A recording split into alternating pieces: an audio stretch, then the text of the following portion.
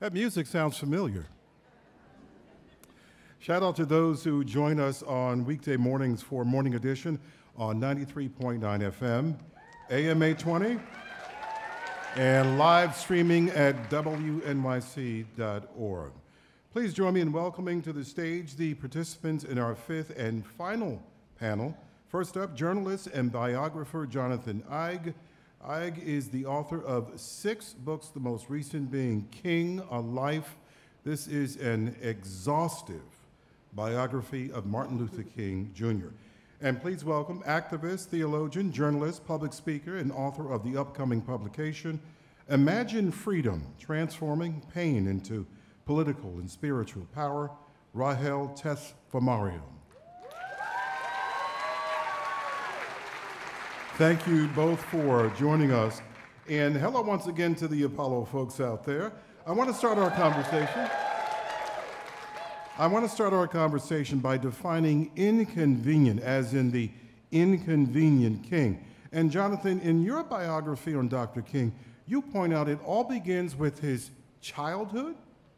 Yeah, absolutely. First of all, we should remember that his name was Mike King when he was born.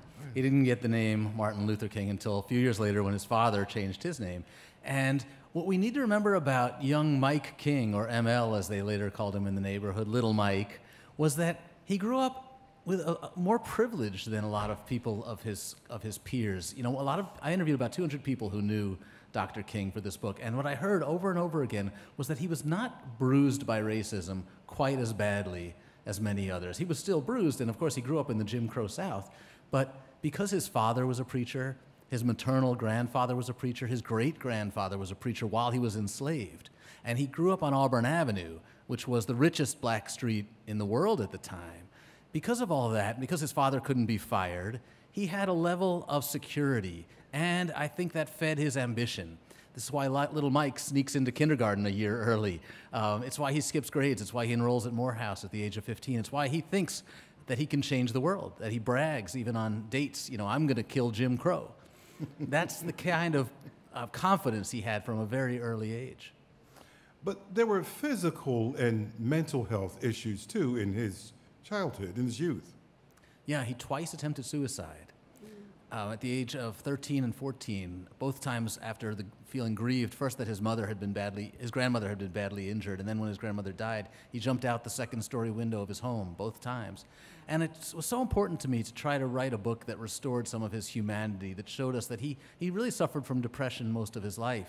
And, I mean, who wouldn't feel depressed and anxious, and knowing that the government was surveilling him? He'd been stabbed in the chest, he'd been punched in the face, his home had been bombed 3 times, he was arrested dozens of times.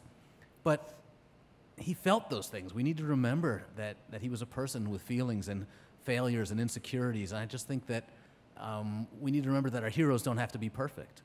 You know, mental health is a really big, mental health among youth is a really big issue now. How was it dealt with in his youth? It wasn't talked about. And of course, you know, once King became successful and famous, and once the FBI began surveilling him, it became more difficult for him to talk about his feelings. At one point, some of his friends suggested that he might want to see a psychiatrist, and he couldn't do it because he felt like the FBI would find out and would use that against him. The irony is that all the surveillance we have of Dr. King, the transcripts of his phone calls, which we know with pretty high degree of certainty that they're accurate, we can hear him describing his feelings to his friends on the phone during these phone calls that he didn't know were being recorded. We can hear him saying, I feel like no one's listening to me anymore. I feel like nobody's following me. I feel like a failure. And for Dr. King to feel that way, I think it's so touching and moving, but it also should remind us that he carried on, that in spite of those feelings, he never gave up. I'm just curious, did he have any sense that the FBI was listening and surveilling like that? Any clue whatsoever? After a while, he absolutely knew.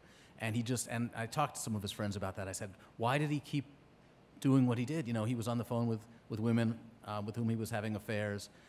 He was talking about his personal business. The FBI wanted to know where he was going to be and what he was saying about the president. And you know, Andy Young said to me, he just wasn't going to let them change his behavior. He wasn't going to let them win by giving in.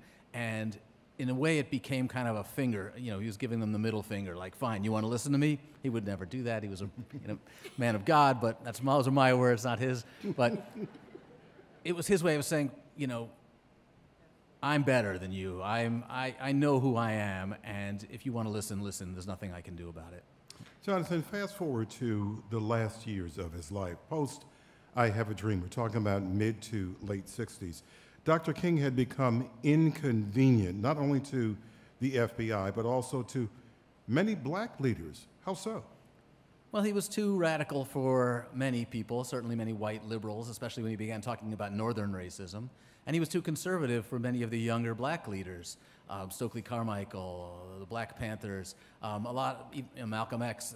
They used King as a foil in a way to try to make themselves look more courageous. And so King was getting it from all sides, and of course getting it from the federal government. And what's amazing is that even some of his closest friends were saying to him, why don't you try being less inconvenient? Why don't you try just focusing on voting rights in the South, where we know we're most successful and where we raise the most money? When we talk about issues of Southern segregation, the Northerners won't mind. And King wouldn't do it. He said, that's not what I'm about. I'm not trying to do what's political. I'm not trying to do what's pragmatic. I'm trying to do the moral right thing. And he had to explain that even to his best friends. It wound up being difficult for him as he took on these issues beyond civil rights, because he said I believe he said it was difficult because people just didn't attract the same kind of support amongst some of his followers, some of the ministers and some of the others. Well, yeah, and one of his greatest frustrations was with the ministers, and that's what the letter from Birmingham jail is all about. He's saying, people are telling us to be patient. People are saying to wait. We're making progress. Just give us more time. And that angered him perhaps more than anything else. It angered him in many ways more than the blatant racism of Bull Connor in Birmingham, because these were people who he thought were men of God. And he thought they were coming from the same place he was coming from, which is that God says we're all God's children. We're all made in God's image. There can't be differences between us. And if you're telling us to wait, you're just extending that misery. You're extending that lie. And he wouldn't take it. He wouldn't fathom that. Rahiel, Eig's book on King also reveals letters from King's widow, Coretta Scott King. Those letters reveal just how much impact she and other women had on the civil rights movement, encouraging a more global approach. And yet it's no secret how women were relegated to a behind-the-scenes role. Tell us about women leaders of modern-day movements. Well, I think before I tell you about women leaders of modern-day movements, I first have to say that it is the power of praying women, for example, that are the reason that I'm on this stage today. So I first and foremost have to say that women who lived in Queens, in the South Bronx and Harlem, women who are also African and Eritrean. And so I want to bring those women into the room with me, because one of the ways that we resist exclusion is to radically bring people into the room. So I bring those women into the room, onto this stage in this very moment, because who we all are a product of them. And so the exclusion of women doesn't just happen in movement space, it happens in every facet of society. And when I became a mother, I became enraged by that fact, because I thought about what it takes to bring children and babies into this world. What it takes of our bodies, of our wombs, the 10 months of nurturing, the maybe year of breastfeeding, the years of caring for a child. To do that as you care for a community, a world, a continent, is unimaginable. So first, let's acknowledge women, okay? Let's acknowledge women. The full scope of women, the full scope, not just the fact that we're leading the church meetings, not just the fact that we're strategizing like Ella Baker, not just the fact that we're Fannie Lou Hamer and getting people to register to vote, not just the fact that we're like Winnie Mandela and we are leading anti-colonial movements, but we're also women like Brenda in my life, Eleanor in my life, who fed and clothed and took care of people and prayed for people and kept boys off of the streets. So when we talk about the new Jim Crow, which is a part of the movement, we're talking about women who fight to keep their sons out of prison, right? Let's talk about what the movement really is. The movement now has become very commercial. People get paid to be activists. People get foundation money. People become celebrities. They drive crazy cars. They live a good life. But let's talk about the women who have nothing. And they carry communities on their backs, right? I'm talking about grandmas. I'm talking about the neighborhood nanny who takes care of everybody's kids, right? Everybody's kids. I'm talking about generations of women who teach us what it means to radically love, who teach us what it means to care for black men when they might not love themselves. Let's be honest, right? And so women who are in the movement operate in a continuum. I do not stand alone. I operate in a tradition of ancestors. I operate in a tradition of women who recently passed last year, right? And so I recognize everything that I do is a result of what they instilled in my DNA. Some things you're just born with. We know that, right? But then it's the prayers too, right? So I have to name that because I think we relegate women to these spaces when women are everywhere, touching everything. We are moving the world, right? And we don't ever get credit for it, ever.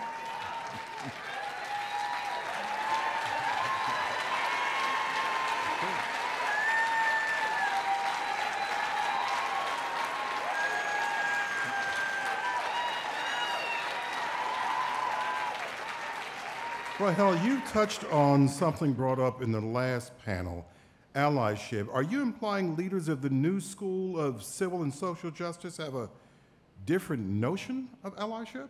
Allyship. So I've recently been talking about radical inclusion. And first, let me explain to you why I've been using the word radical a lot, right? When you look at places like Palestine, what you see is white supremacy being radically evil, right? You see white supremacy being radically demonic. You see white supremacy being radically oppressive, right? And so if they're gonna come that hard, and I come from the tradition of hip hop, we talk about ante up, right? Ante up. And so I think we gotta ante up. And what I mean by that is that we gotta radically bring everybody into the room. And when we talk about black folks, African folks, that means queer, that means poor, that means locked up, that means drugged up, that means addicted. You know, it means all the complexities of blackness, all the complexities. And part of what was happening in the civil rights movement is that, unfortunately, we wanted so much to just have a seat at this table that we were trying to figure out what it took to fit in. And we gotta move to a place where we say, we're not trying to please white folks anymore. We're not interested in the white gaze. White people can stare as long as they want. And what I mean by that is our blackness should not be defined by the white gaze. We have to define blackness on our own terms. And what does that mean? It means we allow all of us in the room. That we don't say you gotta have a college education to come into the room. We don't even say you gotta have a GED, because some of our most brilliant folks have no institutional training, right? Our people are resourceful, our people are brilliant, they're creative, and that's largely why white supremacy is so obsessed with blackness, because it's trying to replicate it. And it has realized that as long as it can take our culture and keep profiting off of us, right? Because that's really what's happening. So it takes us recognizing that we already have everything that we need, and we just have to ensure that they don't get access to what Nipsey called our natural resources.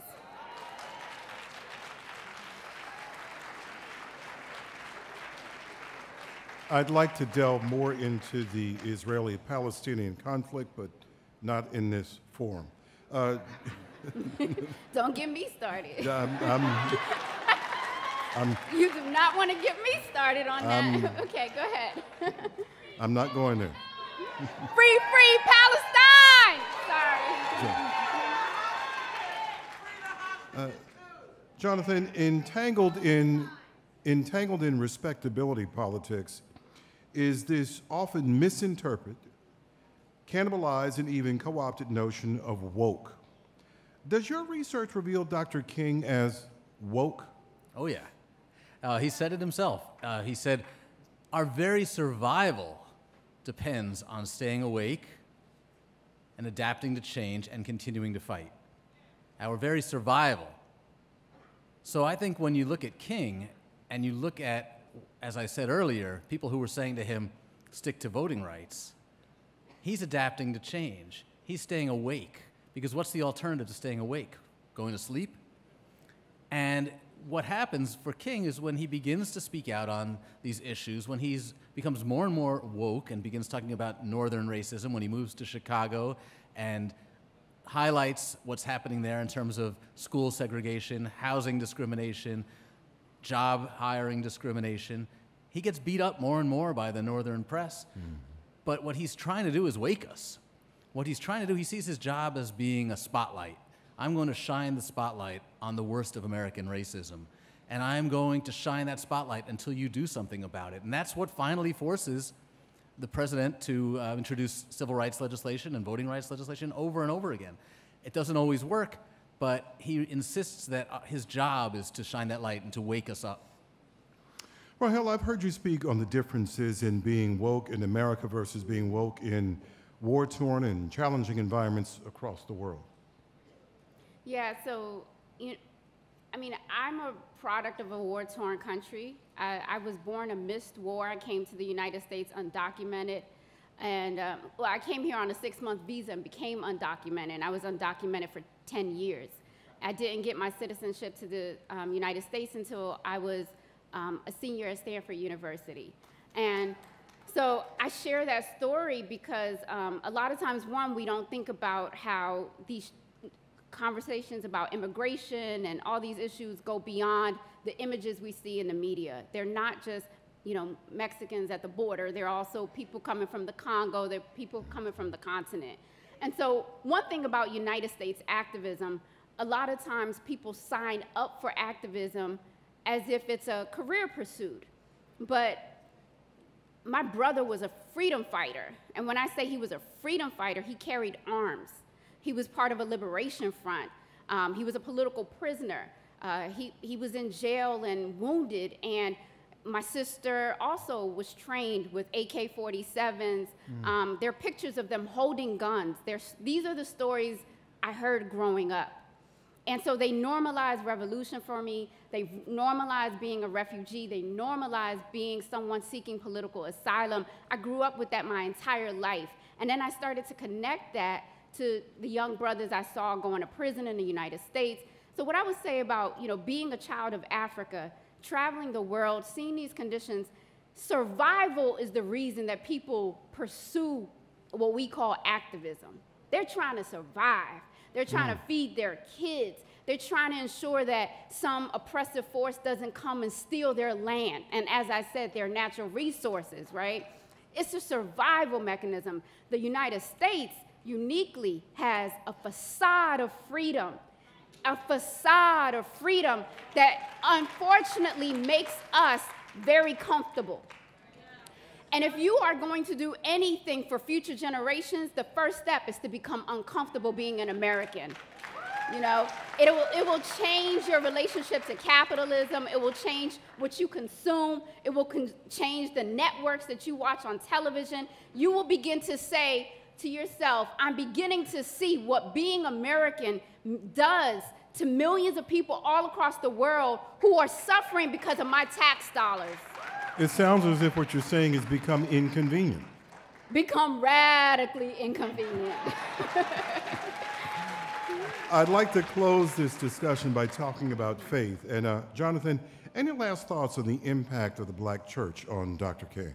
I think it's everything. I think, he talked about, and there's a sermon that he gave the most often. We, of course, remember the I Have a Dream speech, which is his most famous speech. But the sermon he gave most often was called The Three Dimensions of a Complete Life. And what he said in that sermon is that we have to be who we are, to be successful, to make change, to bring this country into alignment with the words, to fulfill the promises in the words of the Declaration of Independence. We have to have 3 dimensions. We have to, first of all, take care of ourselves. We have to learn to love ourselves because we can't love others until we love ourselves. And we have to be the best at whatever we choose, whatever path we choose. The second dimension, so the first dimension was the length of life. The second dimension was the width, the breadth of life. And that meant thinking about others. That if you're passing by somebody in need because you're afraid of what might happen to you if you help, you should be more afraid of what's going to happen to that person if you don't help. So the breadth of life is the second dimension. And the third dimension he talked about is the height. And that means reaching for God. That means fulfilling the ideals that we live by, that we are not here for ourselves, that we are trying to live up to the image that we believe in, and that there's a power greater than ourselves, and that when we lift up ourselves to a greater height, we can lift the nation and the world to greater heights. And that was everything that drove King, because over and over again, he was slapped down for speaking out on his morals. He gave the greatest speech of his life, I believe, here in New York at Riverside Church, exactly a year before his assassination. And he talked about the fact that militarism and materialism were rotting the soul of this country. And he felt like until we addressed the core issues of what it meant to be good human beings, our work was not going to be complete. And the next day, he gets a call from one of his closest friends. And we know exactly what he said because the FBI was recording the call. And he said, his friend said, "I thought that was a terrible speech. It's going to hurt us.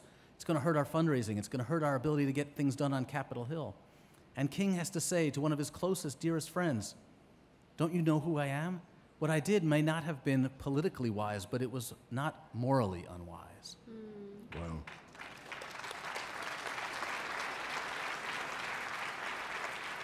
Rahiel, what about the intersection of King with your calling, Black liberation theology? You know, a lot of times, let's be honest, Black folks don't know what Black liberation theology really is. And I say that because every time I talk about it, people are like, "Can you explain that to me? Like, what does that mean?" And so I would say in very simple terms, it's us knowing we want to be free, we deserve to be free, and that God is fighting in this struggle with us to get us free. You know, so that's the most simple way I can put it. And if we look at Jesus Christ as he truly was, the Jesus Christ that Dr. King worshiped and served and prayed to, and the one that I do, right? And it's the only one that I worship and pray to, right? So part of all of this, and I think this is in the tradition of King, it's reclamation work. It's reclaiming the Christ of commercialism. It's reclaiming the Christ that conservative Republicans have created. And it's being honest about who Christ was. Christ was a Middle Eastern man born in an occupied land. Let's start there, right? In an occupied land under the Roman Empire, an oppressive force, okay? Born to what might be considered a single unwed mother, okay? And born in what you might call the ghetto of his day, okay? And in all those conditions, who did he hang out with? Drugs, drug dealers, prostitutes, pimps of our day, right? Everything that Christ did was countercultural. It was radical, it was revolutionary, and he died as a political prisoner, fighting for the liberation of poor and oppressed people by a Roman state occupying a land that was not their own. And what is this land but land that does not belong to the United States? And what are we but Black people dying under an occupied state, right? And so when we begin to understand that Christ, that's the Christ that King worshiped, and that's the Christ that I worship. And what I would encourage is that we reclaim that Christ for a generation that is not accepting their spiritual inheritance.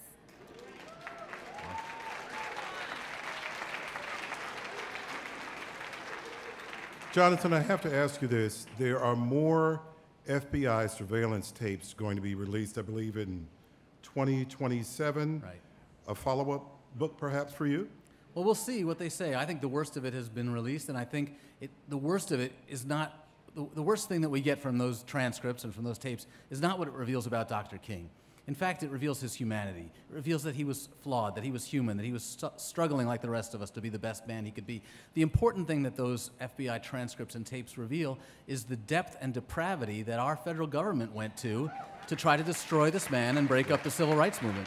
And we now know that it was not just J. Edgar Hoover, that it was many high-ranking officials, including President Lyndon Johnson, who was encouraging J. Edgar Hoover to release the tapes to the media, and that members of the media, while they congratulate themselves for not writing about King's personal life, also missed the big story, which is that the federal government was surveilling a private citizen and a moral leader, and they didn't write that story. So to me, what's important about the FBI tapes has already been revealed, and that is that our government saw King as a threat to the status quo. They saw him as somebody who was going to demand that the people who'd been hoarding power for centuries might give some of that power up, and that's why he was considered a threat.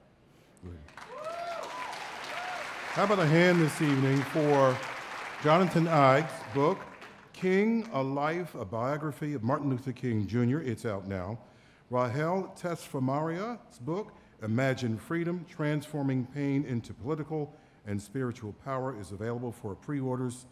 Thanks to both of you. Thank you.